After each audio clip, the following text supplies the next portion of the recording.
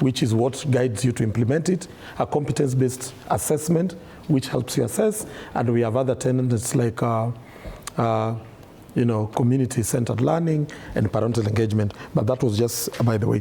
So the reality is, and I'm happy my fellow panelists said this, the reality is that the selection as it is right now, a lot of the choices we made, and there are a number of places where we did it as a formality, to tick the box and fill the form and let it go for now, so that your child is in the system. Because I'll give you an example, in the county where I live, the schools that are called C3 and C4 have got very limited choices in terms of subject combinations. And of course, like Mwalimu Cheva has accepted that at the top there, the C1, there is a lot of leaning towards STEM. What I think is this: we must, as a community, as a society, accept that there is a lot of learning to do with this first cohort, and own up to some of the mistakes and the problems that have been there in the selection process, and say we want to use these to learn. And it's after using this cohort that we'll be able to even solidify the subject combinations. Because what you find is that you've got a subject that is available, all the 3 subjects in a combination may be available in a school, but they come as different combinations in different packs. So what it says, in essence, it means is that a school is teaching all these subjects, but because they don't come in that pack of 3, it means there is some reworking that needs to happen. And that brings me to the point around, there is some level of disillusionment that is happening amongst parents and the children in this grade. We need to move with speed to be able to allay these fears. Right. But also we must be deliberate about providing an opportunity for revisions after the assessment. Next year, we must give the head teachers the power to be able to support children, to even change their minds about pathways, because I know there are people children who changed their pathways from social sciences to STEM, just to be able to probably land on those schools that they consider to be good. And let us not kid ourselves. The reality of this country is there is a lot of disparity when it comes to resourcing of schools. And everybody would want to go to that school that has a laboratory. That's true. Everybody would want to go to that school that has got a big playground. And so the government must move in to do this, and the children must be allowed. And I like the point that one of the speakers made. Yeah, that's my brother there. We must not lock our children. If the government itself is learning about how to implement this system, we cannot be so rigid for our children and tell them because you chose STEM, you are stuck with STEM. And like Mr. Cheva says, if there are people who are, maybe when I was growing up, I just knew maybe 4 or 5 professions. But these are people whose ideas would change very fast. And even between now and New Year, they might actually be having, so there must be a window for that, and a modality has to be created to do that. Okay. But issues to do with how you prepare the teachers are very critical. And we must also rethink, if there is one thing that has been abused in this country, is the whole idea of public participation. What does public participation mean in real terms? Is it me coming and signing an attendance register? When we say we are engaging stakeholders, are we going to tell them what we think? Or we are going to give them an opportunity to be able to participate in an informed way, which requires that maybe before you come for what is called community engagement, you probably give me the information that you want to share. And maybe when I come, I just want to ask a question about a concern. But what has been happening has always been dissemination, where duty bearers and policymakers come to read to you what they think they have done. And the issue of teacher retooling, I don't want to talk much about it. But I think there is an issue that was mentioned, which is an important one, around budgets. From where I sit, I don't think the biggest issue has always been budgeting. In this year's budget, education alone has taken about 28%. The challenge has always been in how do we prioritize the utilization of that money. To what extent do we consider affirmative action that you are talking about? You know you have got this place that has not had these so-called big schools for so many years. Right. How are you helping them to catch up? We have issues to do with the issues of textbooks. Why would you buy textbooks that you know in the next 6 months the curriculum designs will change, it is because we have a culture of cartels. And amongst the many actors, in my view, where I sit, one of the biggest cartels we have in this country is actually the publishers. And that is why even when we were told to reduce the learning areas, I have all the reasons to believe what they did. We reduced the number of the learning areas, but we lumped. We lumped, you know, like you took 2 subjects, you were told to reduce the number. So we lumped, take 2 subjects, put them together, which is posing a big problem in terms of how teachers deliver, especially from the JS level and the senior level. Right. We must have the right political will.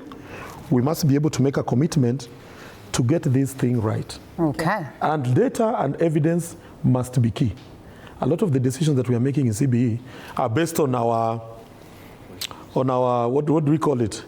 On our wisdom and our and our perception and our gut feeling.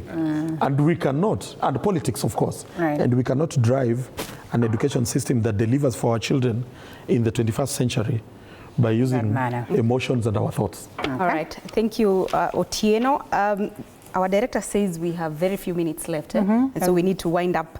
And after all is said and done, Hesbon, we already said at the train left the station, and we all agree that CBC is good. Now it is how to make it better. So what reforms are needed now to avoid problems in the future? Or what would a successful grade 10 transition look like from your perspective? As a answer to that, I think I misled the viewers. Okay. Grade 6 Kipsea who missed. Sorry. They were given an opportunity in term 1 and they retook a special Kipsea exam. And therefore they are in the portal. So they already have their 20%. Yeah, I'm just being reminded by my wife here. Okay. That, and I remembered that we are busy. You must be a teacher or something. That's our private school. That's a lovely wife. And we should have taken that to who allowed that. I think I'm the happiest person in this room. Because I started and it raised a lot of fire, but at the end, the fire has cooled and I carry the day. I said, lisilo na budi hubidi. Na nikasema mimba pregnancy ikishachukuliwa lazima mtoto afanye nini? Kwa hivyo hii grade ya 10 mwakani lazima itakuwa. Na hao wanafunzi wetu wataenda grade ya 10.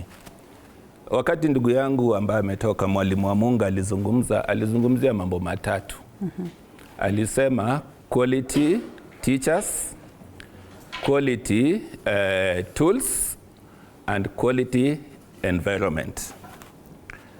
Sasa ili tufaulu mwanzo, and I'm happy my brother Otieno, my namesake. You know that the government has allocated 28% of the national budget on education, which is a big achievement, considering that many countries globally do not reach the 28%. So it is how that 28% is being released and spent that has been a big problem. You talked about corruption. That is where that corruption comes in. And it is out of small things, like if I talk, my brother Cheva knows, and those who run schools, that capitation has never been released in full. If we go by the debts that the schools have now, the capitation for last year, there is some debts remaining. And this goes back up to the year of COVID, 2020. Na serikali inajua tukipita huo mwaka na shule imefanya kazi yake na maisha, wana assume ile deni imefanya nini? Imeenda na wanaanza mwaka huu. Na hata hii mwaka, if we are now in the second term, whatever that was supposed to be released in this year, first term hawakutoa 50%. Na tumeingia second term hawajatoa 30%. Na tutaenda third term karibuni. After 3 weeks, shule zinafungwa. And they will not release the full amount and will go to next year. That has been the biggest challenge of the government of Kenya. And so we are saying it on this TV show.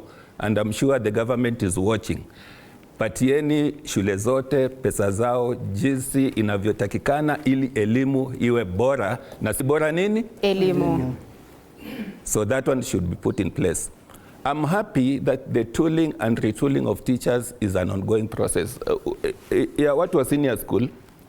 See, third term that is going to be done. Senior school started to be retooled in first term. And they can bear witness if we have senior school teachers. Those who are continuing, those who are in service. But it is good that our colleges today are graduating teachers, the graduations that have attended. Diploma in primary teacher education based on competency-based education. Diploma in secondary school education, and diploma in early childhood education. They are graduating these teachers. So it means that now we'll have teachers who do not need to be retooled because now they have the competencies that are required. But we should know that teacher professional development is a continuous process every other time because of the dynamics in the education sector. So that one is something that is ongoing and we need to support. Then the government should provide infrastructure, laboratories ziwe ready, home science rooms. Wale ambao walikuwa kwa 844, boys, you know, wakati 844 ilianza, tulikuwa na workshops fully equipped. Tulikuwa na home science rooms fully equipped. Wengine wenu tuliwafundisha 844 hapa. Mimi sikufanya hiyo, nilifanya ile ingine. Wakati tuliwafundisha in 1985, 1986, those places were very equipped. Transition 844. But those items remained in those workshops until they disappeared. They became white elephant. So serikali ipatiane these materials, but they should be utilized. Izipatiane kwa wakati. Home science rooms and every other equipment that is needed, the computer hubs and every other thing should be made so that we can be able to have schools which can function as the transition is coming. The categorization of schools in quotes have been, we are saying there is no categorization of, but you've been told there is categorization of schools. Let us have fairness in intake of students to those schools. And the ministry should be very aware that there should be fairness so that the students who deserve be taken to the schools that they qualify to go to. Okay. Na si mtoto wa Otieno kwa sababu Otieno anajulikana. Si Otieno huyu, Otieno huyu. Haya. All right. Si wewe tena julikana. Personally, me, I'm happy that my children, and they are doing well, they have undergone public education and deliberately, and they are doing well. Let the government take its role of providing education according to SDG number what? Number 4. So nikimalizia, ninasema, hii safari, and I'm sure Cheva has confirmed personally as a trade unionist and as a leader. I attend parents' meetings in schools, and in some schools I go incognito kwa sababu watu watajulikana. So you go and you are amongst the parents. I have seen parents being taken through these things. The only thing that I agree with Otieno again, when we call for public participation, it should not be a lecture. Okay. It should be that the public should be given room to do what? To express themselves. Okay. Like us, as I finish, like us, we ask for the documents. We look at the documents before we go and do our presentations, so that when we are taken there, or even when they come to us, and we did this even with the Presidential Working Party, they don't tell us. We tell them. Okay. That will be the direction of proper public participation.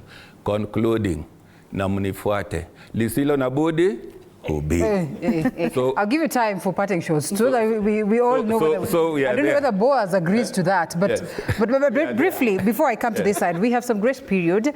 With your permission, I know we still have a couple of people who would wish to say something, and so with that grace period, let's be kind enough to make it brief. Yeah, you want to respond to the gentleman there very quickly. There is a question Wakili asked me, and Karibu Wakili, to the bar when you'll be admitted. The issue of equality and discrimination, because you raised it particularly for those teachers, I mean for those students and teachers who work in hardship areas. And you are aware Article 53 of the Constitution speaks of every child has a right to free basic education. Then we go ahead and we say that there is Article 27 speaks of freedom from discrimination and equality, so that everybody has an equal opportunity and chance.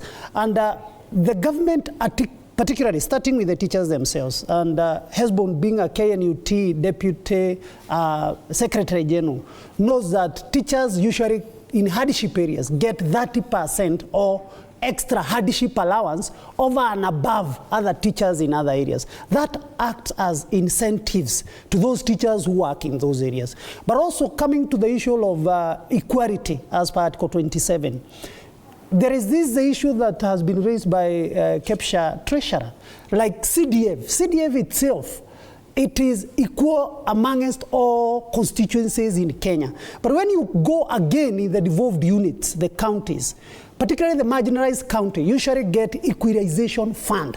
And Jai Mutetezi is bearing me witness that in Nyandarua, there has also been a claim that it has, because it is also sort of discriminated, they should also be getting equalization fund. And then you speak of the affirmative action that always government puts in place to cater for those particular schools and areas that are there. Right. And there is also even an exemption. Today, if you want to establish a school in hardship areas, or those areas that are sparsely populated, there are those exemptions that the ministry will give you by virtue of the nature of where that school is, the accessibility of the children, the distance between one primary school to the other, and all those comes to enhance so that those students and parents have equal opportunities and equal chance as others who are in those areas. I think those are some of the things the government has been doing and which are very positive. Naona wazazi from the physical appearance, they are appreciating that the government is doing something. All right, in concurrence. Okay, that's a good thing, but we only hope that we get to a point. I know we still are struggling with marginalization and everything, but we only hope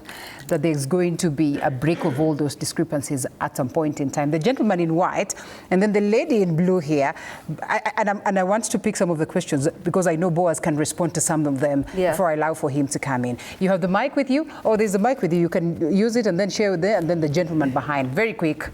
Good evening. Good evening. Yes, I'm Nixon Agisu from Dagoretti Muslim, a teacher. And mine is an observation. Right. Because when I look at CBC or CBE, I like the nature is taking, but the challenge is the resources.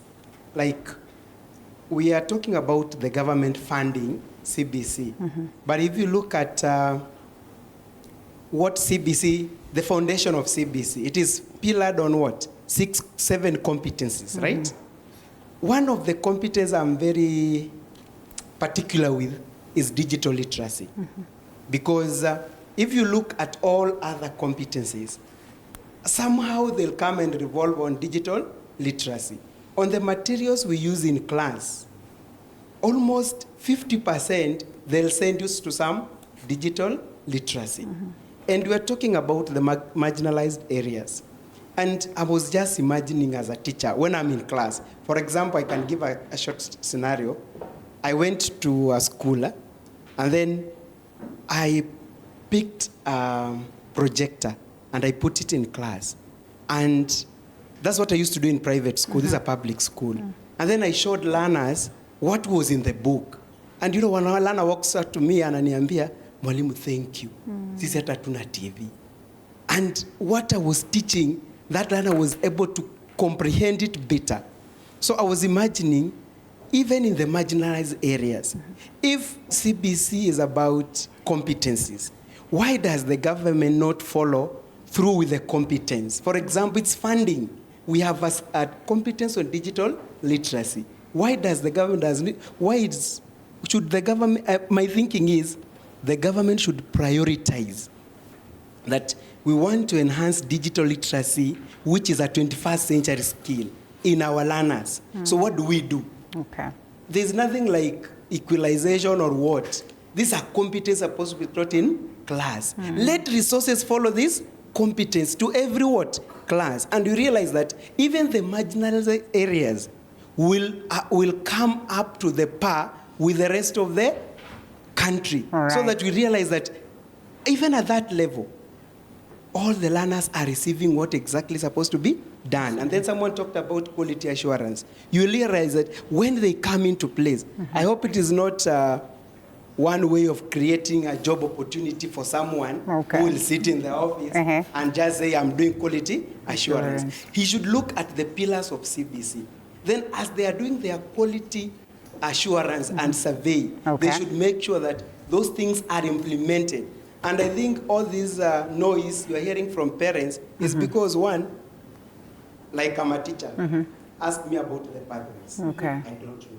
Oh, interesting. That's scaring. Because, no. Facts on ground. Yes, I'm winding, I'm saying, look at the pathways. Most of the teachers, if there was training, because I'm supposed to get that learner in class to pick the right pathway.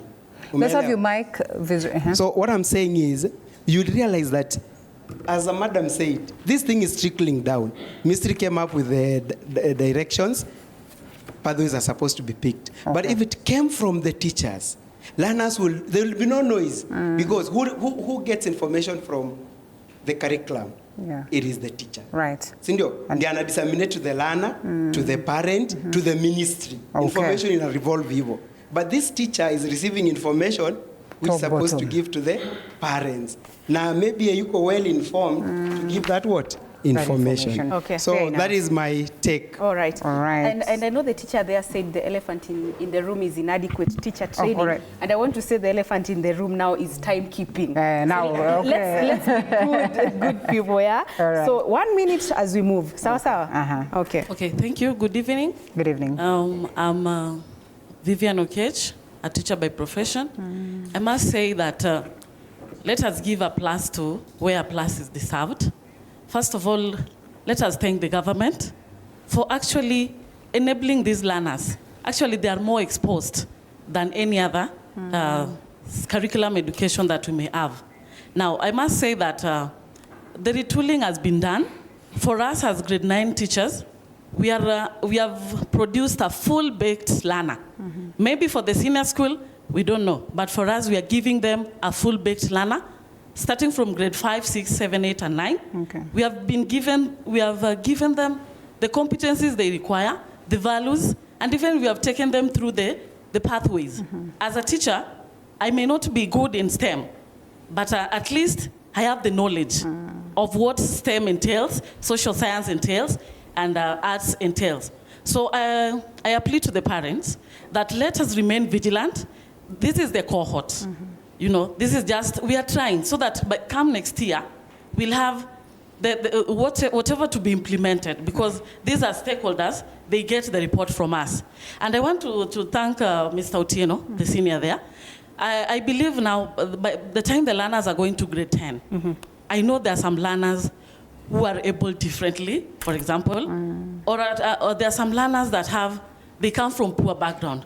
And from them, this is the Afrique, that is the non-government organization. They may help the learners who come from poor background, but have the ability, capability, and the skills to pursue some of the subjects like STEM, social science, and many others. Thank you. Thank you so much. Yes, you have the mic. All right. Okay, thank you. Let's have the mic to this other side also, It's okay. My name is Kevin Chemiat. Kevin is a teacher by profession and also a parent. Now, I almost got preempted by people who have spoken between the time I raised the hand and now. So I'll just be very, very brief because I don't want to repeat myself. And I'm surprised at the expressions of the seniors when Mwalimu here was honest and said that he doesn't actually know what he's going to implement. And they were very, very surprised. You know, it is a question of, the teacher is saying, I do not know. The government is saying, you know. Let us be serious. So, honestly speaking, you've made very, very good presentations, especially our Kiongozi here.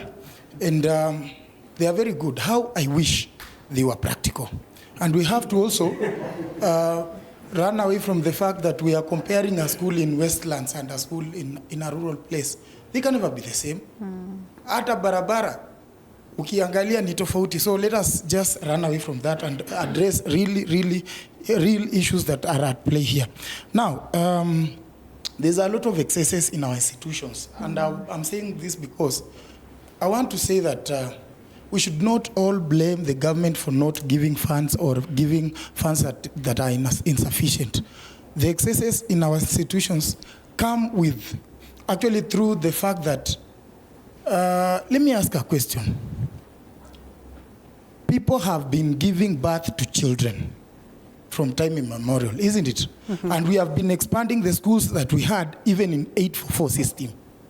These children we are talking about, because we are just calling them grade 8 or grade 7, but they could have been maybe grade 10, they could have been form 2. So they could be in a class in that very form 2. Where is that class? So you can just call it whatever you want to call it and the class remains. Why do you have to build another class to say that we do not have enough resources? Now, as I finish, I want to say this. Why would do teachers have to pay for their own training ya kwenda ku improve so they can teach learners? Yet, the same government is the same that gave them the education they have right now that they are using to teach as professionals. So the government should fully cater for that. TPD tulikuwa tunalipa ya nini? And the TPD does not even match the TP. Mm-hmm. By then, I'm really sorry. It is not even relative. The KNUT guy, you should have talked about this. Mm-hmm. My last point is this. Mm-hmm. We should not attribute the fact that our present-day children are very bright to the curriculum. Okay. Times are moving. During our time, for example, during your time, you never saw a phone. Maybe mlikuwa mnaenda kwa simu ya jamii kwa booth. With us, when the first time we saw even a polyphonic, we were maybe in primary school or high school. These people can access even Wi-Fi in their homes. So it is not all on the system. It is also thanks to the fact that the world is moving, times are moving. Okay. We have access to a lot of things. Bwana Wakili, you and with your mathematics. Sorry. Mathematics is a very important subject. We know that. Mm-hmm. Every other subject is very important, right? Mm-hmm. But CBC was supposed to bring in, to answer the question of people being specialized at tender ages, people having to choose things they are comfortable with. Mm-hmm. So making it compulsory, actually we are killing the advantage that it was bringing. Okay. And today, if you judge a fish by its ability to climb a tree, mm-hmm. Come on. Do you think that fish will ever stop thinking that it is an unlucky bastard? Sorry for taking your time. Thank you so much. And of course, yes, as the mic comes to this side, the adage agrees and says it's wrong to say that the resources allocated to the education sector aren't enough. Yet we all know that there's a lot of excesses in our institutions. How I wish we manage the little that we have. Also goes ahead to say that indeed, Waziri, are you sure you're not the adage? Okay, because why is it that it sounds so similar? It says making mathematics compulsory is trying to judge fish by their ability to climb the trees. You want to respond? You've not said anything. Let him say something and then we come to you, Senior. Okay. When I was growing up, I used to hear that education is the key to success. So basically, let me believe that the great panelists there will confirm for me the statement. My name is Gideon Mereru. I work with the Universities and Colleges Peace Student Association of Kenya, closely working with State Department for Higher Education. I'm also the Chief Executive Officer of Okoa Vijana Initiative. I've listened to the conversation, and I wish to add some of the points here. And the fact remains that we are just talking around the conversation, but we need to know the key point. Mm-hmm. The Ministry of Education has 3 state departments: higher education, TVET, and basic education. And all of it has the function that stands for. For the conversation that we are having tonight at TV 47 is the conversation that aligns with State Department for basic education. Mm-hmm. That is primary, secondary. And the fact remains that for those who are in other State Department, they are relying by the fact that these young people that who are being nurtured will occupy the space of other leadership spaces tomorrow. So those who are also in higher education, TVET, State Department for TVET, are also worried, because if the foundation is not well laid well, it is a challenge in the future. Now, under the State Department for Basic Education, we have different sagas that are independent, that are overseeing the resources that we are talking about. The issue and the elephant that we are talking about is actually the resources being allocated to the ministry. We need to agree that it is not about somebody is not competent, it is not about the classroom. But the fact is, have we pushed our energy, our resources into the education sector? We have the Ministry of Interior, which sometimes you hardly hear them complaining. When are we going to have the Ministry of Education not complaining? Our teachers are not striking, and actually we are not complaining of poor classroom that we have within our institution. The issue that we need to raise clearly, and this actually should be documented, is that we need to pump enough resources. And I've heard some of the people mentioning Westland, some of them areas of Northeastern region. The issue is, what about the leadership that we have? We have members of parliament that today, I am not coming from that constituency, but allow me to mention, because success can be recorded by what we are doing, but not just coming here to sit until 11 and going back without talking key points that are aligning with what we are talking about. When you mention about Kiharu constituency, we have had teachers all over and people saying that we are going to benchmark there. What is unique about that constituency? What is unique about Westlands constituency? What is unique within the constituency that I'm coming from? It is the leadership that need to set the real resources that we have set aside for them. And actually, I'm speaking by the fact that I'm also an educationist, and I'm also in the space. But the fact is, we need to give enough resources so that we cannot complain of this one, but we can better our education system that we have. I'm sorry, we have taken time. We have a lot to have discussed, but for the other honorable people, allow me to stop from there. All right, Boaz, briefly, and then we're coming to you. We're coming to you shortly. Yeah, do you proceed? Thank you. I know initially I didn't say that I'm Boaz Waruku from the Mubora Working Group. I need to restate that. And I also needed to appreciate the fact that TV47 is offering this opportunity for Kenyans to follow this conversation. I wish other media houses did the same, because what has gone on here really is opening eyes and minds of many. I wanted, because I think the issues that you're dealing with, I know a number of them have already been tackled, but there are certain specifics that I may need to restate. One, I think we need to start also thinking of what are the barriers to the transition that we are talking about. I've not heard of people talking about how we are going to deal with the fees, the levies, and all those incidentals that those who are transitioning to the next level are going to be asked. Elimu Bora did a survey, and indeed we discovered so many things, including schools that require desks, require money, admission, when you know that that is not allowed within the law. So some of those barriers require to be dealt with. The other thing that I think needs to be clarified, and so that even the learners, I know right now they're asleep, but whenever we are engaging with them, please let us not make them feel that there's no competition. I think everywhere I talk about this, life in itself is a competition. In fact, even right now, the way they are going to be given or allocated to schools, you'd be seeing how much did they get at KEPSEA, how many marks. That's competition. The only thing we as a Limubora emphasize is how do you ensure that the environment where this learning is taking place is conducive, not just for my brother who is at the Westlands Primary School, but that one at Barkoroa, where even crossing the river to reach the school is a problem, so that we know that we are dealing with equity issues, but we are addressing them. So the holistic education approach that as Elimu Bora we advance, we are saying that let us invest heavily in education. Indeed, the examples that we normally give, look at what the private schools are doing within the CBE. Why is it that they are more successful than the public schools? We've done survey, they're more successful because when they were rolling out this junior school, for instance, they were the only schools that had laboratories and the workshops, the kitchenettes. Why? Investment. And indeed, I think the discussion also about education has been receiving a lion's share of the kitty. I also want us to be very factual.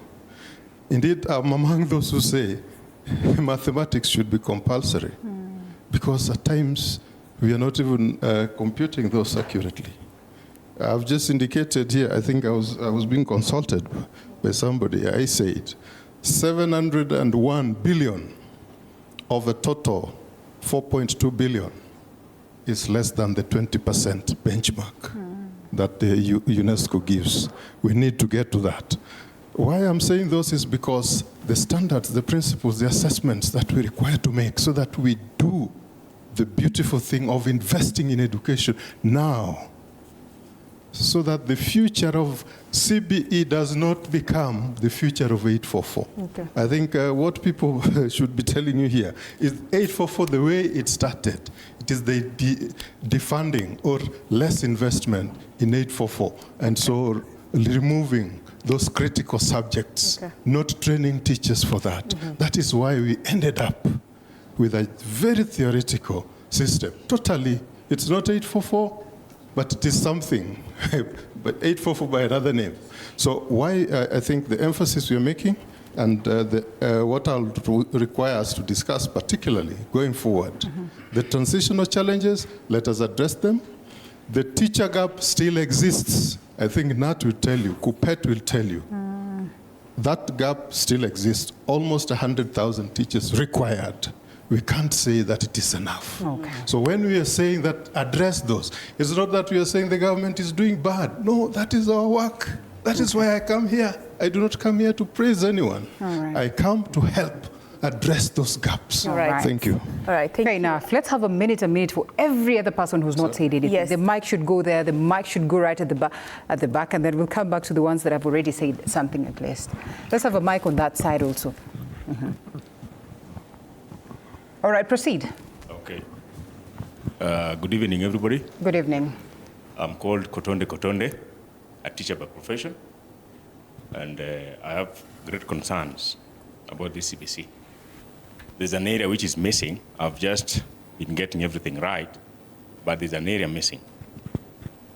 And the allocation of the 28% of our exchequer. Are we getting the right persons, the right individuals to run this money? Let's take the case of our CSS, the ones we have been having. We have a lawyer running education sector. That is an area which is very, very serious. We have great educationists running Ministry of Energy. Misplaced priorities. That is an area which should be checked carefully. The other area which is so concerned is, I've heard the doc just talking about it, the student-teacher ratio. The allocations are being given by the ministry, but if you check what is given to the learner on the ground compared to what was given by the national government, it's quite funny. I think that's what was bringing a lot of tension between the junior school when it started. The junior teachers were kind of like asking and putting the likes of our great HOIs into task. They wanted to know, like, can you keep us posted on how this money, because moguls are very, very bright. True? They're very bright, by the way. They wanted to know. So those are the areas we need to check. And then the last one. I once attended the task force, which was formed by the president at UN. What I realized was that the officers and the members involved in that, they were majorly into conferences. They were not getting to the deep side of the story. They were not going to the ground. They were into conference. They go to hotels, call a group of friends or a team. They don't get the real facts from the people involved in this. You will even call friends and even relatives to come and sign papers. I saw another one when I was attending the public participation for the Nairobi County. People from the ground are also problematic. They don't want to take part in these publications, public participation, but they want to sign and enjoy what the officers came with. Some are even paying them. Once paid, they will automatically run away and leave you there. They don't want to collect the information. They just say, you came, you always sign. We don't need to give you the information because we'll do the contrary. We give you our ideas, but we'll give what fits who sent you. Thank you. Okay. Thank you. Thank you for this opportunity. I'm Evans Ogaga, a teacher in Nairobi. Now, much has been said, but allow me get back to, that's Matthew 6:21. From the Bible, we are reminded that where your treasure is, there your heart will be. I believe we look at our government. Yes, we've talked about the allocation. But in as much as they don't really give us all we expect them to give, this little that we get to our schools, what does it do? I think I've had a look at our schools now that I teach in Nairobi. I've realized that a number of schools in Nairobi, especially in my sub-county, I come from Dagoretti sub-county. I've compared most of the schools, the public schools. You realize that some are way better than others. Why the disparity? Yet these institutions get equal amount of money. There are some schools that even late to this year, you find some never had laboratories. How about schools deep in the rural areas? So this is a concern. Now, I'm glad we've mentioned a number of issues, but because of time, probably we couldn't really get to contribute to them all. But I tried to conduct a study trying to move to some of the schools, maybe to confirm the readiness that we were discussing here. I realized that most of our public schools, that is the secondary schools, the classification that we used to have initially, where we are having the national schools and all that, it's still there and it's glaring. We have some schools in Nairobi called the color schools. That is schools like Lenana, schools like Kenya High School, Alliance Girls, Alliance Boys. These schools, you ask them right now, I've realized that their teachers have been retooled. I'm glad one of the panelists said that it was Otieno. He mentioned that some retooling has taken place all the way from January. Specifically, I've questioned a number of teachers from those institutions. I'm much aware that one of the trainings took place at KICD. Another training took place at Cooperative University, of which they attended. And these are key stakeholders in the rollout of this program come next year. And this information, again, I confirmed with the C4 schools, of which some are the principals around. And I realized that they have not attended the same training. And yet these are people who we expect to implement these or welcome CBC in the senior schools come next year. So it means there's a gap somewhere. And now it means these schools are yet not the same. There are some schools that are in another world as opposed to the others. And these are some of the things that the government is supposed to look into. Right. And let's also ensure that the taxpayer feels that his or her money is being put into the right use.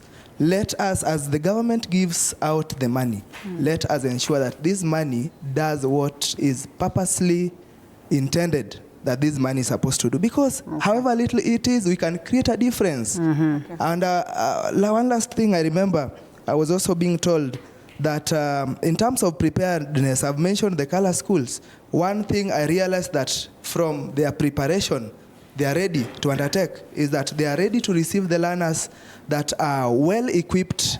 They have already been informed that there are learners coming, learners that are ready to question everything. Just as my senior from Westlands mentioned, these learners have competencies that they question a lot of things. Right. They are ready to receive learners that are digitally literate and are able and willing to learn. And those are the people we've taught, and we believe that if everyone embraces this, then the CBE stands to be something big in our nation. Thank you. All right, we're extremely out of time. We'll only take 2 from this side, and then we come for the parting shots. Make it very tight. Thank you. My name is Willis Mboga, Chairman Bunge la Mwananchi. I'm also a parent. CBC is a good thing to start with. Number 2, the challenge CBC is facing is leadership. And we need a total overhaul in the leadership of our education system in this country. Number 1, we need to start with the CS education. Who should be a CS education in this country? What are the qualifications? We can tell. We have had some CSs who have done well. Like today, we can say Dr. Fred Okengo Matiang'i did something when he was a CS in education. We saw for the first time, you don't need to say, I'm coming from Alliance, I'm coming from which school. You can study from anywhere and you go to university. One thing he did. Professor Magoa Telet did something. We are calling CBE today. He pushed it with eager. As we are speaking today, I cannot tell. Personally, I may even not tell you who is the CS for education, because I don't know what he or she is doing. Cannot tell. Number 3, we want to, as from now, if we are members of parliament that are serious, let us have a bill. Who should be a CS for which ministry? Okay. If it's security, you must have a concept in security. If it is education, you must have a concept in education. If it is health, you must have a concept. Today we are giving people ministries. They don't have even an idea what's going on here. So I think this country needs a total overhaul of leadership from the top to the bottom level. Okay, fair enough. Yeah, all right, the gentleman here is, okay, so Mike Chukwa. All right, you have a mic. Yeah. After him, okay. Please make it tight. I'm Patrick Kumamba from Kwale County, formerly student of Tech University of Kenya. Structural. Let's have the mic close to you. Yeah. My question goes to the educationists and the lawyers. There's a camera here, yes. In the panel, because we are seeing a systematic overhaul in the basic education structure. Can we expect any changes in the formulation of policy in the higher learning? Because currently we have a backlog of court battles between the state agencies themselves, the one driving the involving KMPDU and the Commission for University Education, between who to post and who to accredit. Because Commission for University Education Commission for University Education is the one that regulates the institution that offers certain programs, and then KMPDU is the one that posts you, post your graduation, after graduation, is the one that posts you for internship. The same battle is being experienced in the Commission for University of Education and the Engineers Board of Kenya. Because you find after graduation, there are isolated cases, maybe some of the institutions, if I might be allowed to state, they receive some favoritism there. But based on the facilities and the equipment they have, some are lacking. And another one is about, only those. And then the other one is Kenya School of Law and the Commission for University Education. And then the other one about COOPS and KMTC. They are battling about who to post and who to admit after graduation. Okay. Thank you. All right, fair enough. You want to say something, 30 seconds. You have the mic. All right. It's too little. So I'd say that the issue of education in Kenya cuts down through resources, but then there's something behind resources that needs to be addressed. So this is Article 10 of the Constitution when it comes to national values and principles of governance. So we have people who are implementing this. So this is a problem that we have been having when it comes to the leadership structure, integrity, and the character of our leaders. So Moraga says that the greatness of a nation is usually determined by its fidelity to the Constitution, applicability of the rule of law, and above all, the fear of God. So if we elect leaders that do not fear God, that go on and take resources from the CBC and pocket them, because that is the problem that we have. We are not living in utopia. That is what is happening. That is why you have people in rural areas not having quality education. Right. And then these are the same people that will not gather intelligence in class and will go on and gather intelligence for the National Intelligence Service. So I'd simply like to request all the Kenyan youth and all the parents of this country to kindly look into the leadership structure that we have in the Republic. We have competent men and women, people of merit that can run these institutions. So if these institutions are disciplined, then education will be good. Automatic. No better way to wind it. All right, we are running out of time. Completely. And I don't know if my panelists are disciplined enough. Nikiwapea 30 seconds, mtaweka remarks za mwisho, because it is evident that we are not looking at whether the grade 10 transition is happening. We are looking at whether we are doing it the right way and whether we are doing it fairly. So 30 seconds each. Tuanze na Bwana Solomon. Thank you very much. My parting shot is that let us focus on Kenyan child, whether in public schools or private schools, and let us also deal with the issue of funding, both in public schools and private schools. For private schools, the government had recommended sometimes back an idea of establishing a revolving fund where private schools can borrow money at better rates and develop our schools, because we complement the government efforts to provide education to all. And talking about CBC, and the resources and the equipment needed, I would also be proposing that probably we think about zero rating the taxes for the CBC related materials for learning. Like the music instrument, the computers, the laboratory equipment, and all that, because those things are very expensive. They are not able to be afforded by many schools. And last but not the least, let us also be flexible in terms of as my panelists has said, grade 10 placement. Let us not, be so rigid that once a child chose this career path, he cannot change. I think it matters placement. And let us also come together and make CBC work. All right, thank you. Wangenya? Thank you very much. And I also conclude by saying that, my friend here talked about the cartels in the publishing sector, who are actually publishers are affiliate members of our association. But I would say that every cartel is a criminal liability. And we usually say in law, criminal liability is individualistic. It's never collective. You take plea as a person. Maybe they can come out, they are able to be disciplined. Finally, there is somebody who raised the issue of TPD, which I agree that TPD is very important because it's continuous development. And we even do it even as lawyers. If you don't, as we call it CPD, if you don't have 5 points of CPD, you cannot be given a practicing certificate of the next year. Finally, I would want to say that the issue of somebody has said about having quality people to run the various sectors, which I agree 100%. But of course, in management, we usually bring a whole government approach in an issue whereby we need to integrate competencies. We need an input from a lawyer, we need an input from an engineer, an accountant, so that the entire government can be able to run.